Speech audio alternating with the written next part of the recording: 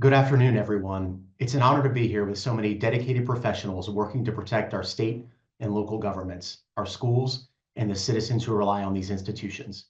I'm Lalumondier, and I'm privileged to represent Sophos, where our mission is to stay ahead of cyber threats so that organizations like yours can stay focused on serving your communities.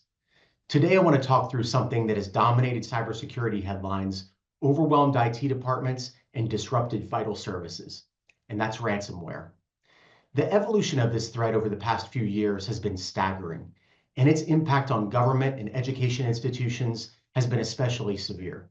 In fact, according to the most recent Sophos State of Ransomware report, education and local governments are the most often targeted segment for attackers, higher than financial institutions, higher than the energy sector, and higher than healthcare. But within this challenge, we also see trends that point the way toward resilience. Let's explore both the risks and the opportunities in this evolving cybersecurity landscape. Just a few years ago, ransomware attacks were largely the work of a small number of technically skilled hackers. Today, that's no longer the case. Cybercrime has evolved into a business model with ransomware-as-a-service operations flourishing. In this ecosystem, developers create ransomware and lease it to affiliate hackers who carry out the attacks.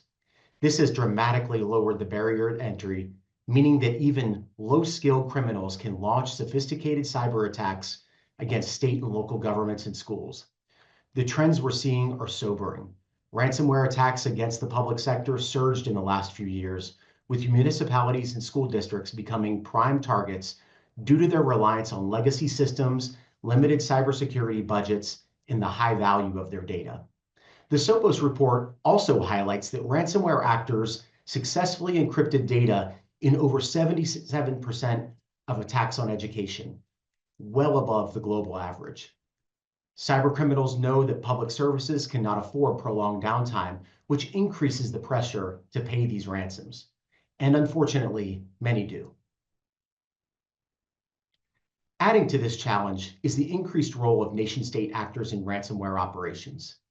Countries such as China, Russia have been linked to ransomware groups that not only seek financial gain, but also to disrupt critical infrastructure and weaken public trust in government institutions. These state-sponsored cybercriminals often operate under the protection of their home governments, making them harder to track and prosecute. Their tactics are becoming more advanced, with some even leveraging artificial intelligence to improve attack efficiency and evade detection. Another troubling development is the rise of wiper malware, which nation-state-backed groups deploy to destroy data rather than demand a ransom. These attacks are often politically motivated and can cripple essential services, leaving organizations without any means of recovery. The intersection of ransomware and geopolitics means that cybersecurity is no longer just an IT issue. It's a matter of national security. In the early days of ransomware, attackers simply encrypted files and demanded payment for the decryption key. Today, they've evolved. The rise of double extortion means that attackers are not just locking up systems, but they're also exfiltrating the data and threatening to release it if the ransom isn't paid. The report also indicates that around 20% of government and education ransomware attacks involve data theft, increasing the risks for institutions handling sensitive student and staff information. At the same time, the attack surface has expanded dramatically. Remote work, cloud adoption, and the proliferation of IoT devices in government offices and schools have introduced new vulnerabilities. Cybercriminals exploit misconfigured cloud settings, unpatched software, and phishing emails to gain access. Once they're in, they move laterally with alarming speed. One of the biggest challenges remote organizations face today is remote ransomware, attacks that infiltrate systems through remote access. With an increasing number of employees working from home or accessing networks through personal devices, organizations have found it increasingly difficult to secure all their endpoints. Attackers exploit weak RDP configurations, unpatched VPNs, and stolen credentials to gain unauthorized access. Once inside, they deploy ransomware quickly, often before defenders can detect their presence. The Sophos report also found that compromised credentials were responsible for 23% of ransomware attacks in the higher education space, highlighting the critical need for stronger access control and the enormous importance of deploying multi-factor authentication. Another major trend shaping cybersecurity is artificial intelligence. Unfortunately, AI isn't just a tool for defenders, it's also being used by attackers. AI-driven phishing attacks can now generate incredibly convincing emails, deepfake technology is being used for social engineering, and malware is becoming more adaptive and evasive. But there's good news. AI is also one of our most powerful tools for defense. Sophos and other cybersecurity leaders are leveraging AI to detect these threats faster, analyze vast amounts of data for anomalies, and automate responses to stop attacks before they spread.